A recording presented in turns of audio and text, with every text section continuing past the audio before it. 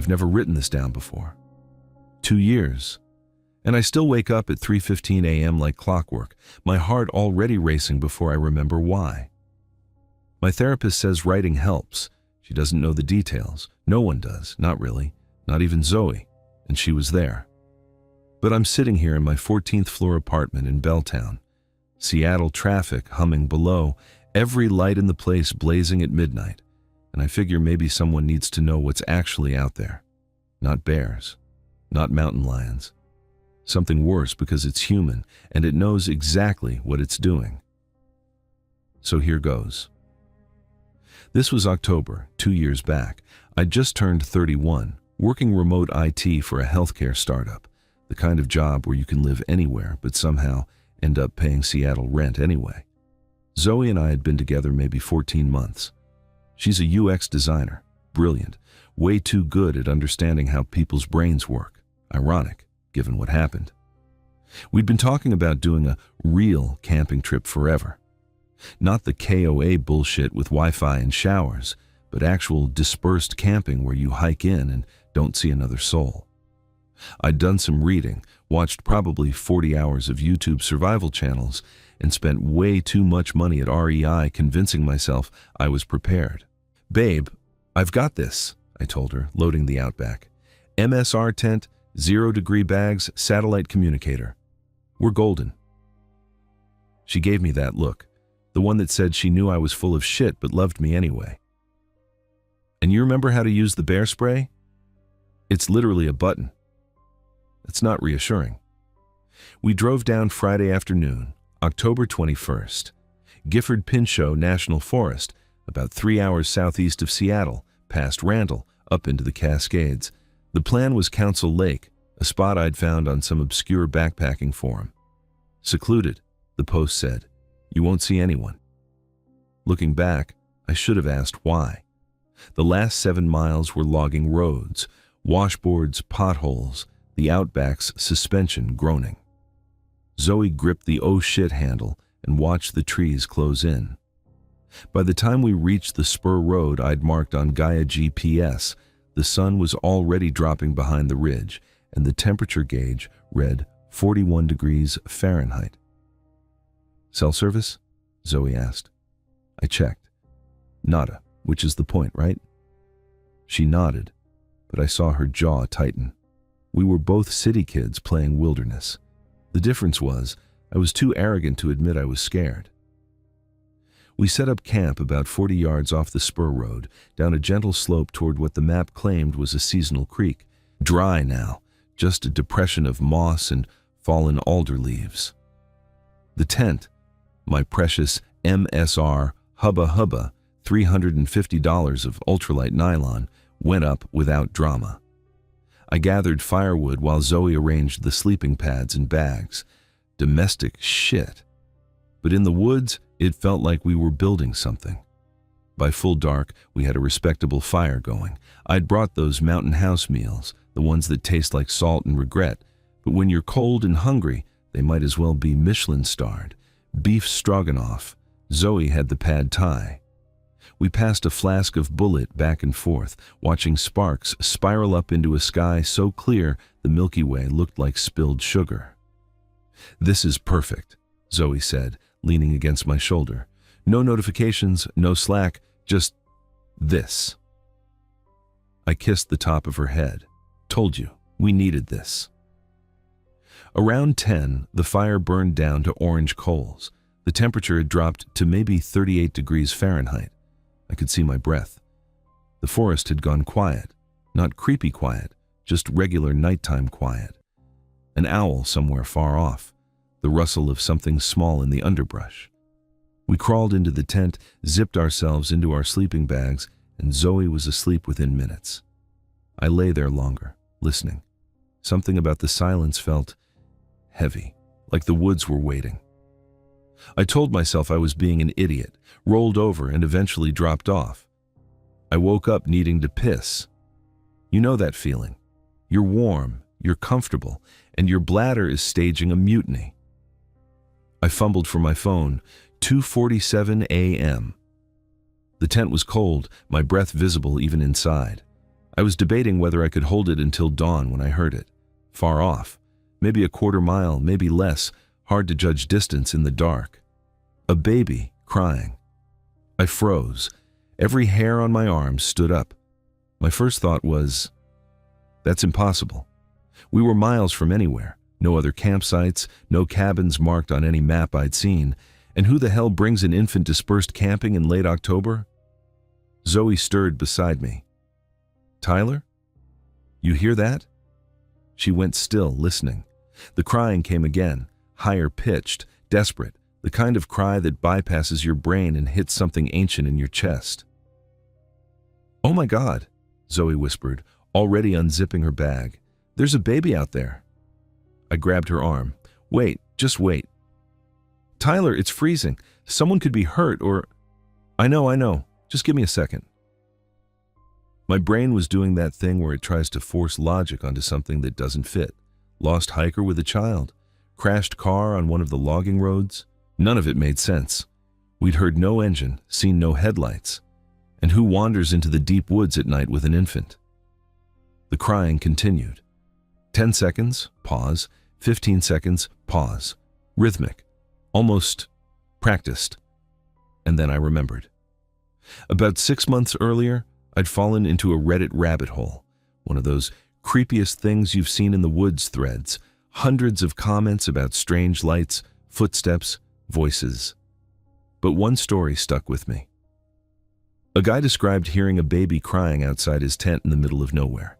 His girlfriend wanted to investigate. He refused. In the morning, they found footprints, adult-sized, circling their camp.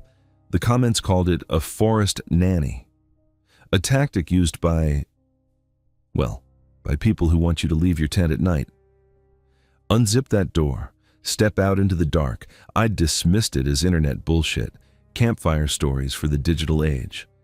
Now, with that sound echoing through the trees, it didn't feel like bullshit. Zoe. My voice came out steadier than I felt. I don't think that's a baby. What are you talking about? Of course it's… Listen to the pattern. She went quiet. The crying came again. 10 seconds, pause. 15 seconds, pause. Same pitch, same intensity, no breaks for breath, no variation in desperation. Real babies don't cry like that. They sputter, they gasp, they wear themselves out and start again. This was a recording, or something better than a recording. Oh God, Zoe breathed. Oh God, what is that? I don't know, but we're not going out there. The crying continued for maybe 10 more minutes. Sometimes it seemed to move, closer, then farther, then slightly to the left, like whatever was making it was circling, testing, waiting to see if we'd take the bait. My hand found the Phoenix flashlight I'd stashed in the tent pocket, 1,000 lumens, enough to turn night into day for 100 yards. I gripped it like a weapon. Zoe was shaking. I could feel it through our sleeping bags. What do we do? The crying stopped. Complete silence. Even the owl was gone. The woods had gone dead.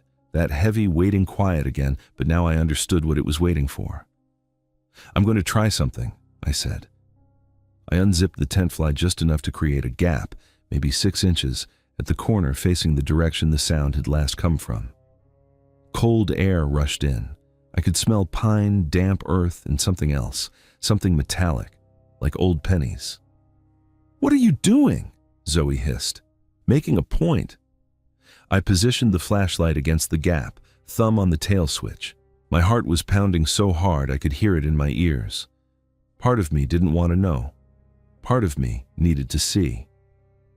I aimed toward the tree line, maybe 60 feet out, where the ferns grew thick under a stand of Douglas fir. And I hit the switch. 1,000 lumens is bright. It painted the forest in harsh white light, every tree trunk casting sharp shadows, every fern frond frozen in hyper detail. At first, I saw nothing, just woods. Beautiful, empty woods. Then the beam caught something low to the ground, maybe 50 feet out, just at the edge of the ferns. A man. He was crouched on his haunches, knees pulled to his chest, arms wrapped around them like a child trying to make itself small. He wore dark clothing, a jacket, maybe Carhartt, dark pants. His face was weathered, 40-something maybe, stubbled, with deep lines around his mouth. His mouth was open, forming an O, and from it had been coming, the perfect, crystalline sound of an infant crying. I watched his lips move. I watched the sound sync with the memory of what I'd heard. And his eyes were wide open, unnaturally wide, unblinking in the beam of my flashlight, fixed directly on our tent, directly on me. I couldn't move. I couldn't breathe.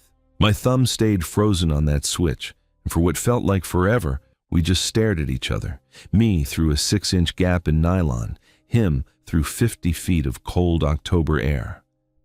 Then he stopped crying. The silence that followed was worse than the sound had ever been.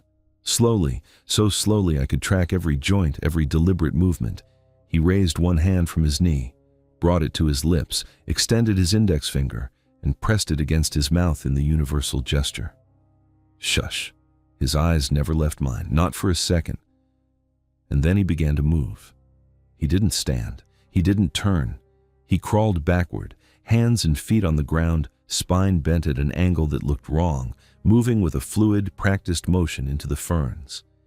His face stayed oriented toward me the entire time, those wide eyes reflecting the flashlight beam like a deer's, until the fronds swallowed him completely. The beam showed nothing but empty forest. I killed the light. My hand was shaking so badly I dropped it, and it clattered against the tent floor.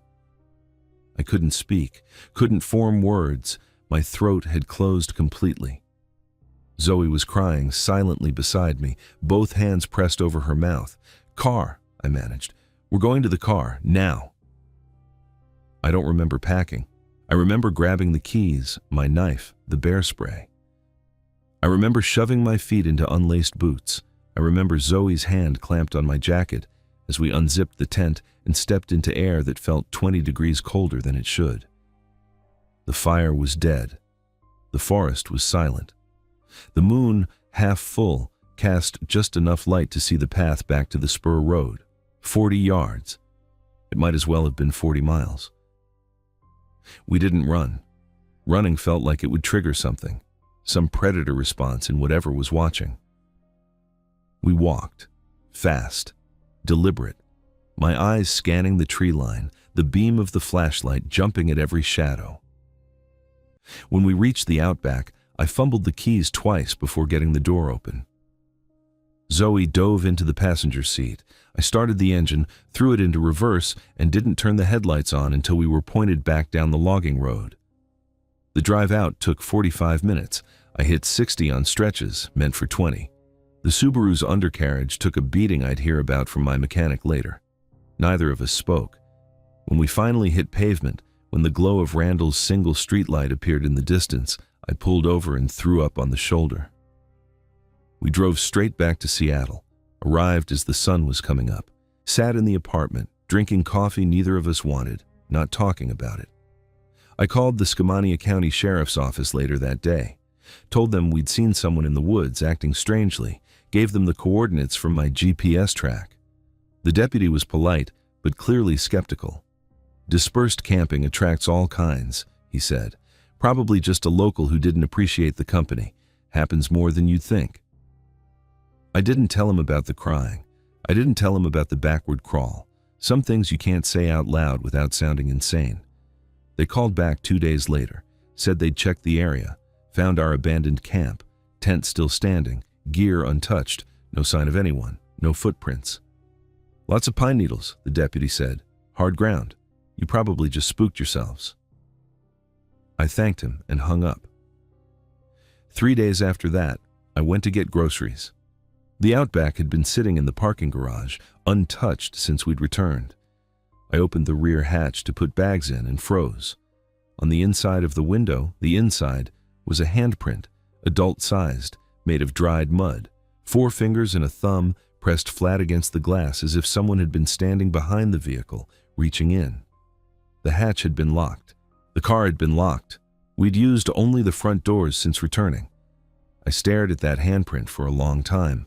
Then I closed the hatch, drove to a car wash, and spent $40 on the highest pressure rinse they had. The mud came off.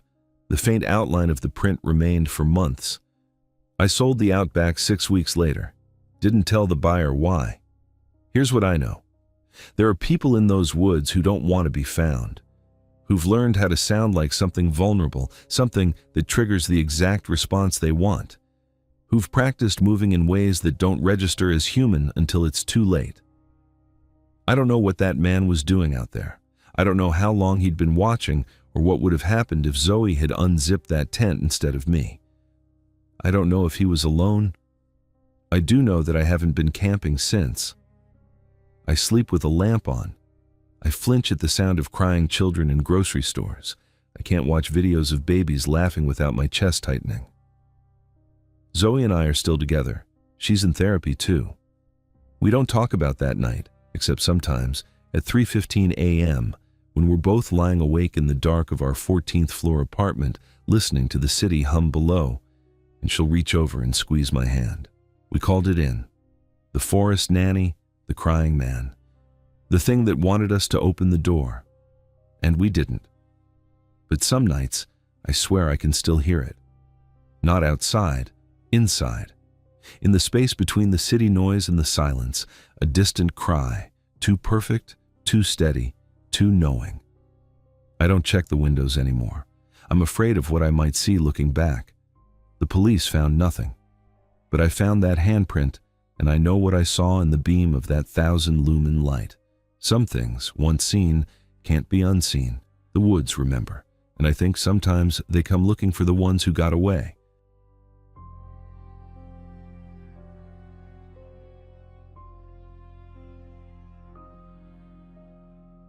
I never told anyone the whole story. Not the sheriff, not the therapist they made me see, not even Travis, and he was there. But it's been 2 years now, and I still wake up at 3:15 exactly, drenched in sweat, with the sound of that voice in my ears. So here it is. All of it.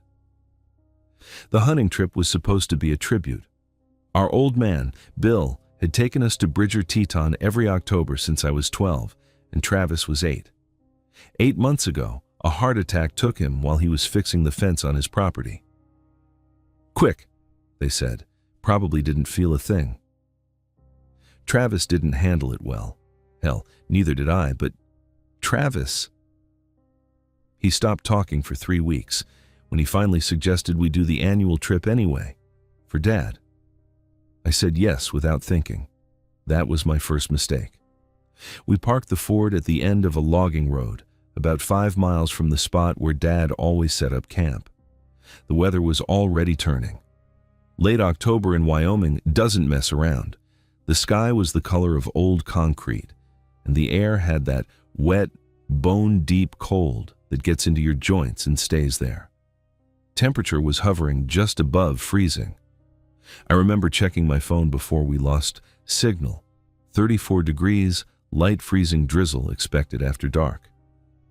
Perfect hunting weather, Travis said, pulling his pack from the truck bed. He was trying too hard to sound like Dad. I let it slide. The first 4 hours went fine. We didn't see any elk, but that wasn't really the point. We were walking old ground, remembering. There's this ridge overlooking a small valley where Dad shot his first buck at 16. We stopped there and didn't say anything for a while. The wind moved through the pines, and for a second, just a second, it almost felt like he was still with us. Then I stepped on a patch of loose rock, and everything went to shit. My left ankle rolled hard. I heard something pop, not a break, thank God, but a nasty tear. The pain was immediate and blinding, the kind that makes your vision go white at the edges. I went down, and I screamed. Not a manly grunt or a curse, a real, raw scream that echoed off the valley walls and came back to me thin and distant. "Caleb?" Travis scrambled down the slope, his face pale. "Jesus, man, can you move it?" I could, barely. But putting weight on it was out of the question. We were 5 miles from the truck. The sun was already sinking behind the western peaks, and the temperature was dropping. "We're not making it back tonight," I said through clenched teeth. Travis looked around at the darkening forest. "Camp here, then. First light, I'll practically carry you out." I hated that he was right. We set up the MSR Hubba Hubba about 200 yards from where I fell, in a small clearing surrounded by old-growth pine. The ground was soft with decades of fallen needles, which was a small mercy. Travis got a fire going, barely, using the dry starter logs from his pack and a lot of cursing. The drizzle had started, fine and persistent, and the flames hissed and sputtered like they were annoyed at being asked to exist at all. We ate cold beans from a can and passed a flask of cheap whiskey back and forth. The pain in my ankle had settled into a deep, throbbing ache. I'd wrapped it tight with an ace bandage from the first aid kit and propped it on my pack. "Remember that time Dad got lost for 6 hours and came back with 2 rabbits and a story about fighting off a mountain lion?" Travis said, staring into the struggling fire. "He didn't fight off anything," I said, smiling despite myself. "He walked in circles and got lucky with a snare. The mountain lion was a bobcat he saw from 200 yards. "Yeah, but the way he told it, he was Daniel Boone reborn." We both laughed, and the sound was strange in that quiet. Too loud. The forest seemed to absorb it, swallow it whole. I noticed then how silent everything was.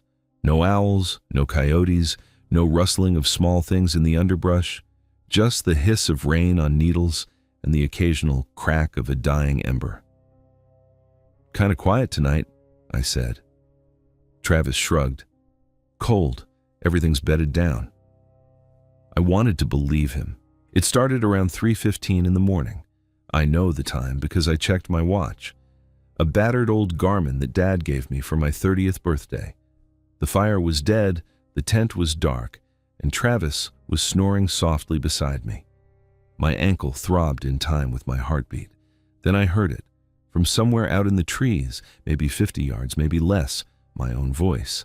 The exact scream I'd made when I fell. The same pitch, the same duration, the same wet, ragged gasp at the end. Every hair on my body stood up at once. "Caleb?"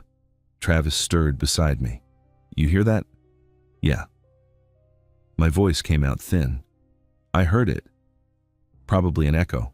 Sound does weird things in these valleys. "Travis, that was my voice, and I screamed that hours ago." He was quiet for a moment. Maybe it's an animal. Some birds mimic sounds, like that one video online." "That was a recording studio setup, not a goddamn bird in Wyoming." I unzipped the tent flap an inch and peered out. Nothing, just the gray-black shapes of trees and the steady, mindless drizzle. The beam of my flashlight caught nothing but wet bark and empty air. I told myself it was nothing. Stress, painkillers, exhaustion. The mind plays tricks. I've been hunting for 20 years. I know how the woods can mess with your head. I almost believed it. Then the voice came again. This time, it said my name. Caleb. Not a scream, a whisper, drawn out, almost tender. And it wasn't my voice anymore. It was my mother's. My mother lives in Phoenix. She's never been to Wyoming in her life. Travis grabbed my arm. His grip was iron. "What the fuck? What the actual fuck?" I couldn't answer. My throat had closed up. For the next hour, it didn't stop. Voices came drifting through the trees like smoke. Travis's ex-girlfriend Lisa saying, "Trav, I'm cold, let me in." Our old dog Duke, who died when I was 19, whining and scratching, I swear to God, scratching at the fabric of the tent. And then a voice I didn't recognize, a child's voice, high and sweet and utterly wrong. "I'm lost. Please help me. I'm so lost." By 4:30, Travis was shaking. I was worse. I'd taken the Remington 700 out of its case and laid it across my lap, my finger resting on the trigger guard. The weight of it was the only real thing left. "Don't open the tent," I told him, "no matter what you hear. Swear to me." "I swear," he said. but his eyes were wide and wet, and I could see him breaking. At 4:47, the forest went completely silent. No rain, no wind, no voices. The absence of sound was worse than the noise. It felt like something was holding its breath. Then we heard it. Sons. Travis made a sound I'd never heard a human make before, a choked, strangled sob, because that voice was Dad's, not a recording, not a mimicry. It was him. The slight rasp from 30 years of cigarettes, the warm, patient tone he used when he was about to say something important, the way he drew out the vowel in sons just a little too long. Sons, come on out now. I found the road. I found the way home. Travis lunged for the zipper. I grabbed him by the collar and yanked him back so hard he nearly hit his head on the tent pole. Don't you fucking move. That's Dad, his voice cracked. Caleb, that's Dad. He's out there. Dad is dead, Travis. Dad died 8 months ago. I watched them lower him into the ground. Sons, the voice called again. Closer now, maybe 30 feet. Don't be scared. It's me. I got turned around, but I found it. The road's right here. Come on out and I'll take you home. The tears were streaming down Travis's face. But what if something happened and... I slapped him. Hard. Listen to me. Whatever that is, it is not our father. Do you understand me? It is not him. Slowly, carefully, I shifted toward the tent flap. My ankle screamed in protest, but I bit down on the pain. I unzipped the flap just enough to see half an inch, no more. The clearing was empty. The drizzle had stopped, and a thin ground fog had rolled in, maybe knee-high. My flashlight beam swept across wet pine needles, the blackened ring of our dead fire, the moss-covered trunk of a fallen tree. Then I aimed it higher. The thing stood at the edge of the clearing, maybe 25 feet away. It had the general shape of a man, but it was wrong in ways my brain refused to process for several seconds. It was upside down, standing on its head. Its feet, bare, pale, wrong, pointed at the sky. And its knees bent the wrong way, backward, like a grasshopper. The legs rose up from the inverted head, joints angled in directions that made my stomach lurch. But the face, God help me, the face, it was our father's face, every line, every wrinkle, the scar above his left eye from a childhood fall. But the mouth was stretched into a smile that extended far beyond the limits of human anatomy, from ear to ear. No, past the ears. The corners disappeared into the shadows on either side of its head, and inside that impossible smile were too many teeth. Rows of them, small and sharp and white. The eyes were open. They were looking directly at me. Sons, it said again, and I saw the lips move, saw the tongue work inside that cavernous mouth. Why won't you come out? Don't you love your old man? And then it started to cry. The sound that came out of that stretched, grinning mouth was the most horrible thing I have ever heard. It was my father's weeping, the exact sound he made at my grandmother's funeral, a sound I'd only heard once in my life and hoped never to hear again. Hitching, broken sobs that shook its inverted body, but the smile never wavered. The tears ran up its forehead toward its hairline, defying gravity. He's crying, Travis whispered. Caleb, he's crying. We have to... I shoved the rifle barrel through the tent flap. Caleb, it sobbed. My boy, my firstborn. Please, please come out. I'm so cold. I'm so lost. I just want to go home. My hands were shaking so badly I could barely hold the Remington steady. The scope was useless at this range. I aimed for center mass, whatever that meant for a thing standing on its skull. Travis, it wept, my baby boy. Don't you know me? Don't you remember? The time we went fishing at Jackson Lake and you caught that rainbow trout and cried because you thought it was too beautiful to eat? Remember? I told you it was okay. I told you that's what fish are for. Remember? Travis let out a wail. Dad! I fired. The shot was deafening in the confined space of the tent. The muzzle flash lit up the clearing for a split second, and I saw the thing reel backward, not fall, but flow somehow, like water running uphill. It made a sound I cannot describe, not a scream, not a cry, something mechanical and organic at the same time, like a recording of a human voice played through broken speakers underwater. And then it laughed. "You shot your father," it said, still weeping, still laughing, still smiling. "You shot me, son. How could you?" "Travis," I shouted, "we're leaving, now." I grabbed him by the arm and tore open the tent zipper. The cold air hit us like a wall. My ankle gave way immediately, and I went down hard on one knee, but I didn't stop. I crawled, dragged myself, pulled Travis behind me. He was sobbing, barely coherent, reaching back toward the clearing. Dad, I'm sorry." "He's dead," I screamed in his face. "Dad is dead. That thing is not him. Run, Travis. Fucking run." Something broke in him then. His eyes cleared and he saw me. Really saw me. For the first time in hours. He grabbed me under the arms and hauled me to my feet, taking most of my weight. We ran. I don't remember most of the next 3 hours. I remember pain, white hot, nauseating, every step a new kind of agony. I remember Travis's arm around my waist, his breath ragged in my ear, his voice repeating the same words over and over. "Just keep moving, just keep moving, just keep moving." I remember the forest, dark and wet and endless, trees like black pillars in the fog, branches snagging at our clothes like fingers. Every shadow was that upside-down shape. Every sound was a voice I knew. And I remember looking back once, just once. At the edge of my vision, maybe 100 yards behind us, something pale moved through the trees. Not walking, not running, moving like it had no bones, like it was being poured from shadow to shadow, and it was still smiling. I could see the white slash of its mouth even at that distance, reflecting what little light existed. I didn't look back again. We reached the truck at 7:42 a.m. The sun was up, weak and gray behind the cloud cover. Travis fumbled the keys 3 times before he got the door open. I collapsed into the passenger seat, and he gunned the engine and tore down that logging road like the devil himself was behind us. Maybe he was. The sheriff's deputy who took our statement was a tired-looking man named Haskins.